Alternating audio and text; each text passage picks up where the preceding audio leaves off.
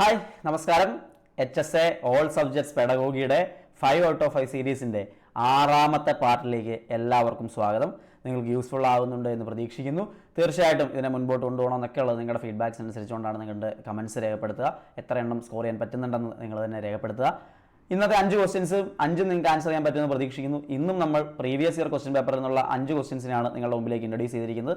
Pedagogy all subject സീരീസിൻ്റെ 5 out of 5 നേടാനായിട്ടുള്ള ആദ്യത്തെ ചോദ്യത്തിലേക്ക് പോകാം. Kurt Lewin contributed significantly in the development of. Kurt ലെവിനുമായിട്ട് ബന്ധപ്പെട്ടുകൊണ്ട് ഏതാണ് താഴെ കൊടുത്തിരിക്കുന്നത് ഏതാണ് ശരിയായിട്ടുള്ളത്? Action research, micro teaching, motivation, assessment. Kurt Lewin contributed significantly in the development of ഏതാണ് ശരിയായിട്ടുള്ള ആൻസർ? ആക്ഷൻ റിസർച്ച് ആണ് ശരിയായിട്ടുള്ള ആൻസർ ആയിട്ട് വരിക. കുഡ് ലെവിൻ്റെ ഡെവലപ്മെൻറ്റലുമായിട്ട് ബന്ധപ്പെട്ടുകൊണ്ടുള്ള അല്ലെങ്കിൽ കുഡ് ലെവിൻ കോൺട്രിബ്യൂട്ട് ചെയ്തത് എന്തിൻ്റെ ഡെവലപ്മെൻറ്റുമായിട്ട് ബന്ധപ്പെട്ടാണെന്ന് ചോദിച്ചാൽ ആക്ഷൻ റിസർച്ച് ആണ്. മൈക്രോ ടീച്ചിങ് എന്ന് പറയുന്ന ആരാ? DW അലനാണ്. ആ പേര് കൂടി അവിടെ ഓർത്തിരിക്കുന്നത് നന്നായിരിക്കും. ഇതിനു മുമ്പ് ചോദിച്ചിട്ടുള്ള PYQ ആണ്.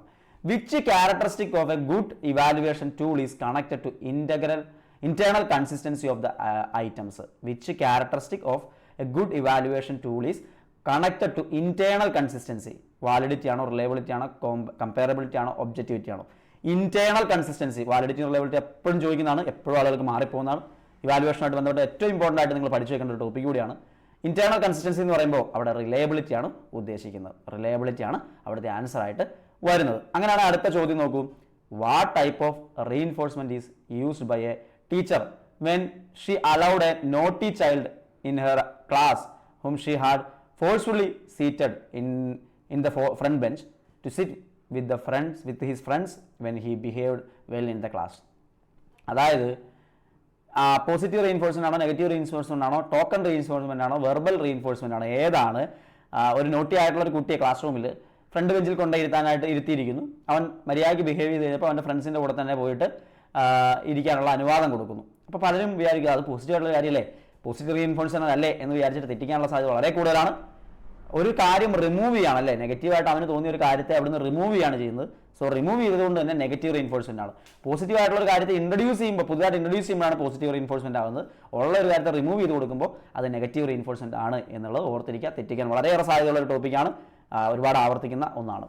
അടുത്ത ചോദ്യം, theory of conservation comes under which stage of cognitive development according to Jean പിയാഷെ? നിങ്ങളിപ്പോൾ എത്രയോ ക്വസ്റ്റ്യൻ പേപ്പറുകളിൽ പിയാഷയുടെ സ്റ്റേജസിൽ നിന്നുള്ള ചോദ്യം കണ്ടു. LPUP എക്സാമിൽ പോലും ആവർത്തിക്കുന്ന ഒരു കാര്യം, അവിടെ എവിടെയാണ് കൺസർവേഷൻ? സെൻസറി സ്റ്റേജിലാണോ, പ്രീ ഓപ്പറേഷൻ സ്റ്റേജിലാണോ, കോൺക്രീറ്റ് ഓപ്പറേഷൻ സ്റ്റേജിലാണോ, ഫോർമൽ ഓപ്പറേഷൻ സ്റ്റേജിലാണോ? ഓരോ സ്റ്റേജിന്റെ പ്രത്യേകതകൾ കൃത്യമായിട്ട് പഠിച്ചേക്കണം. കൺസർവേഷൻ എന്ന് പറയുന്ന സവിശേഷത കോൺക്രീറ്റ് ഓപ്പറേഷൻ സ്റ്റേജിന്റെ പ്രത്യേകതയാണ് എന്ന് ഓർത്തിരിക്കുക. വളരെ ഇമ്പോർട്ടൻ്റ് ആണ്. ഓരോ സ്റ്റേജിലെയും പ്രധാനപ്പെട്ട കാര്യങ്ങളെല്ലാം തിയറി പോർഷനിൽ നമ്മൾ പഠിക്കുന്നതാണ്. വളരെ പ്രാധാന്യത്തോടെ അത് പഠിച്ചു വെച്ചേക്കണം. ചോദ്യം പ്രതീക്ഷിക്കാവുന്നതാണ്. അടുത്ത ചോദ്യം നോക്കൂ. 2 statements are given below regarding diagnostic test. It is conducted to evaluate all students in the class. Students are analysed on the base of incorrect answers. ഇതിൽ S1 S2 ട്രൂ ആണോ, S1 S2 ഫോൾസ് ആണോ, S1 true S2 false ആണോ, S1 false S2 true ആണോ? ഏതാണ് diagnostic ടെസ്റ്റുമായിട്ട് ബന്ധപ്പെട്ട ഇതിൽ ശരിയായിട്ടുള്ള statements ആണ് കണ്ടുപിടിക്കുക. തീർച്ചയായിട്ടും ആദ്യത്തത് തെറ്റാണ്. എല്ലാ സ്റ്റുഡൻസിനെയും ഇവാലുവേറ്റ് ചെയ്യുക എന്നുള്ളതിനപ്പുറത്തേക്ക് പ്രശ്നമുള്ളതിനെ കണ്ടെത്തുക എന്നുള്ളതാണ് ഉദ്ദേശം. ഇൻകറക്റ്റ് ആൻസേഴ്സിനെ വെച്ചിട്ടാണ് അവരുടെ പ്രശ്നങ്ങളെ കണ്ടെത്തുന്നത്. ഡയഗ്നോസ്റ്റിക് ടെസ്റ്റ് നടത്തുന്നു, പിന്നീട് റെമഡിയൽ ടീച്ചിങ് നടത്തുന്നു. അപ്പോൾ രണ്ടാമത്തെ ശരിയാണ്, S2 ശരിയാണ്, S1 തെറ്റാണ് എന്നുള്ളതാണ് അവിടുത്തെ ആൻസർ. അപ്പോൾ ഇന്നത്തെ 5 ചോദ്യങ്ങളിൽ 5 നേടിയെന്ന് പ്രതീക്ഷിക്കുകയാണ്. നിങ്ങൾ പറയുക, കമൻറ്റ് പറയുക.